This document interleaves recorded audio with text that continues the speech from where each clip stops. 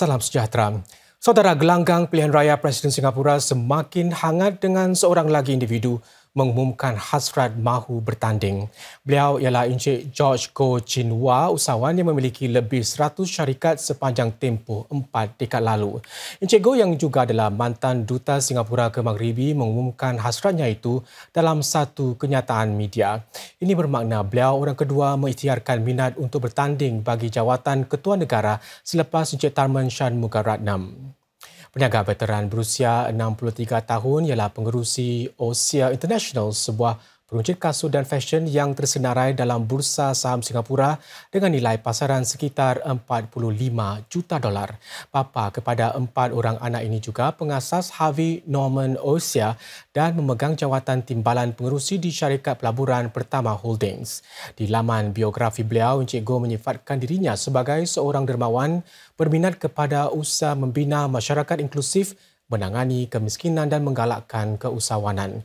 Minat peribadi tokoh niaga yang dilahirkan di Negeri Sembilan ini termasuklah menyanyi, berlari-lari anak, berenang dan berkebun. Beliau adalah anggota lembaga eksekutif Vice Siberian Preschool Services di Singapura. Pengumuman Encik Goh itu dibuat selang 4 hari selepas Menteri Kanan Tharman Shanmugaratnam mengumumkan akan bertanding bagi jawatan tertinggi negara. Baru semalam Encik Tharman berkata beliau berharap akan ada persaingan dalam pilihan raya presiden yang bakal menjelang. Dalam kenyataannya, Encik Goh berkata Encik Tharman mempunyai kaitan rapat dengan parti politik yang memerintah.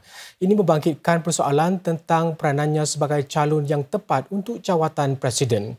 Menurut kenyataan itu lagi, Encik Goh akan bertanding sebagai calon bebas untuk menegakkan integriti jawatan presiden yang lebih tinggi daripada politik. Saudara, pengumuman Encik George Goh itu muncul pada hari yang sama Jabatan Pilihan Raya mengumumkan individu yang mahu bertanding dalam pilihan raya presiden akan datang boleh mula membuat permohonan bagi sijil kelayakan COE esok. Selain itu, mereka juga perlu menyerahkan perisytiharan tergolong dalam masyarakat kepada jawatan kuasa masyarakat. Jabatan Pilihan Raya menyatakan pilihan raya presiden boleh diadakan bila-bila masa bermula esok. Untuk menjadi calon, individu yang mahu bertanding perlu membuat permohonan bagi sijil kelayakan atau COE dahulu. Dengan COE ini, Jawatan Kuasa Pilihan Raya Presiden atau PEC akan menentukan sama ada mereka berwibawa dan mempunyai reputasi serta perwatakan yang baik. Untuk layak, bakal calon mesti pernah memegang jawatan kanan dalam pejabat awam atau menerajui sebuah syarikat yang mempunyai ekuiti pemegang saham sekurang-kurangnya $500 juta bagi tempoh tidak kurang 3 tahun. Pemohon juga harus merupakan seorang warga Singapura dan berusia sekurang-kurangnya 45 tahun. Permohonan bagi COE akan ditutup pada hari kelima selepas rit pilihan raya dikeluarkan oleh Perdana Menteri. Para bakal calon digalak menggunakan perkhidmatan digital yang disediakan Jabatan Pilihan Raya. Pilihan raya presiden kali ini tidak dikhususkan kepada mana-mana kaum. Namun, para bakal calon tetap perlu mengisytiharkan sama ada beliau anggota masyarakat Cina, Melayu, India atau minoriti lain. Bakal calon juga perlu menyerahkan pengisytiharan tergolong dalam masyarakat kepada jawatan kuasa masyarakat. Ini bagi menentukan tarikh pilihan raya khas seterusnya. Jika tiada individu daripada sebarang kaum masyarakat menjadi presiden buat 5 penggal berturut-turut, maka pilihan raya seterusnya akan diadakan khas buat kaum masyarakat itu, seperti yang diadakan khas buat kaum masyarakat Melayu pada 2017. Jawatan kuasa masyarakat akan diterajui Encik Edward De Silva dan jawatan kuasa kecil bagi masyarakat Melayu akan dipengerusikan Encik Muhammad Saad Abdul Rahman. Jawatan kuasa kecil itu dianggotai Dr. Hadijah Rahmat, Encik Muhammad Alami Musa, Cik Rahayu Muhammad dan Encik Zulkifli Baharudin.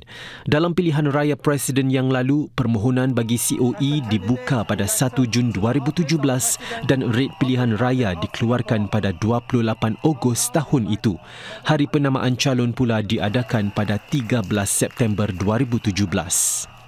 Saudara, ini berita baik bagi keluarga yang ingin menyewa rumah sementara menunggu flat HDB mereka selesai dibina. Jumlah bekalan flat sedemikian akan ditambah seganda kepada 4,000 unit dalam 2 tahun akan datang. Menteri Negara Kanan Pembangunan Negara Cik Sim N mengumumkan demikian sewaktu perbincangan mengenai dasar perumahan di persidangan ulang tahun ke-35 Institut Pengajian Dasar IPS siang tadi.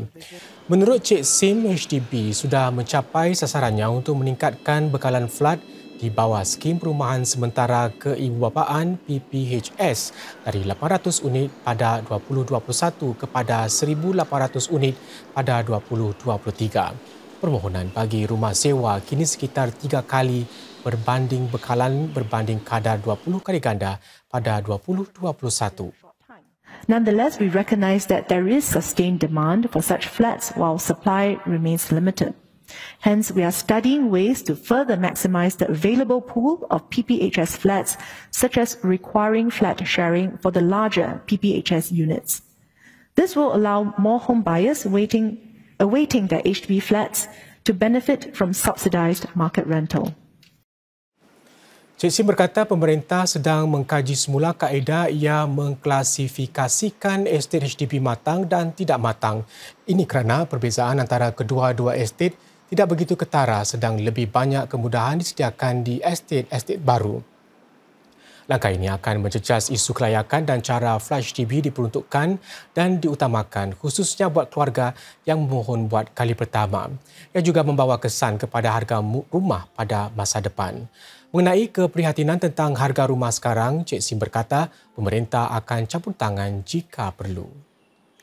The government sees no reason to prevent flat prices from appreciating in line with economic conditions because the benefits do accrue to homeowners. But we consider volatile price fluctuations to be undesirable. Sudden and significant drops in prices are clearly detrimental. Sementara itu, di persidangan yang sama, Timbalan Perdana Menteri Lawrence Wong berkata Singapura mungkin menyaksikan pendekatan baru dalam menilai kejayaan dan kemahiran sebagai sebahagian daripada kompak sosial lebih segar negara ini. Anjakan utama lain yang mungkin dilaksanakan termasuklah semakan kepada sistem sokongan sosial dan semangat perpaduan sosial. Semua ini sebahagian daripada gerakan Melakar Hala 7 SG. Menurut beliau, sesi pendampingan dengan warga Singapura menunjukkan kejayaan bukan tentang meraih ganjaran daripada impian yang akhirnya dikecapi, tetapi ia lebih kepada tujuan serta rasa kepuasan sepanjang menggapai kejayaan tersebut. Encik Wong berkata bukan mereka yang naik pangkat dalam sesetengah kerjaya saja yang patut diraikan. Mereka yang memilih untuk meluangkan lebih banyak masa bersama keluarga untuk menjadi ibu bapa serta penjaga lebih baik juga seharusnya sama-sama dihargai. Beliau menambah individu dengan bakat dalam pelbagai bidang seperti seni dan sukan atau yang berkhidmat dalam perkhidmatan runcit patut juga diiktiraf.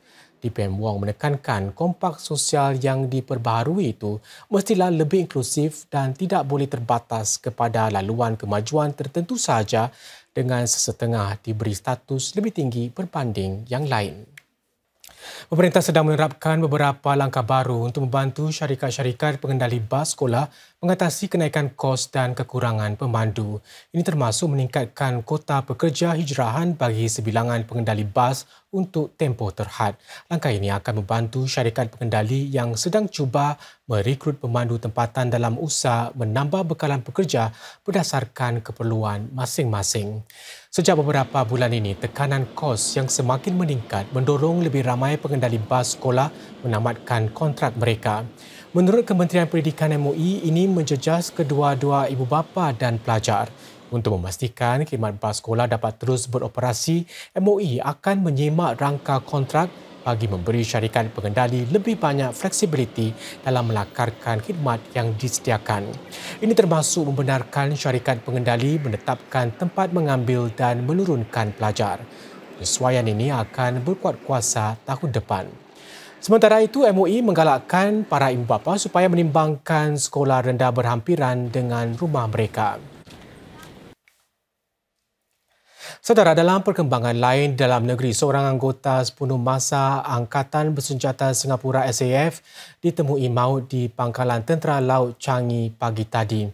Menurut Kementerian Pertahanan MINDEF, kematiannya tidak terkait dengan latihan. Pasukan Polis Singapura SPF dan Pasukan Pertahanan Awam Singapura SCDF dikerahkan ke tempat kejadian. Berdasarkan siasatan awal, polis tidak mengesyaki perbuatan khianat. Kes itu disifatkan sebagai kematian luar biasa dan siasatan masih dijalankan.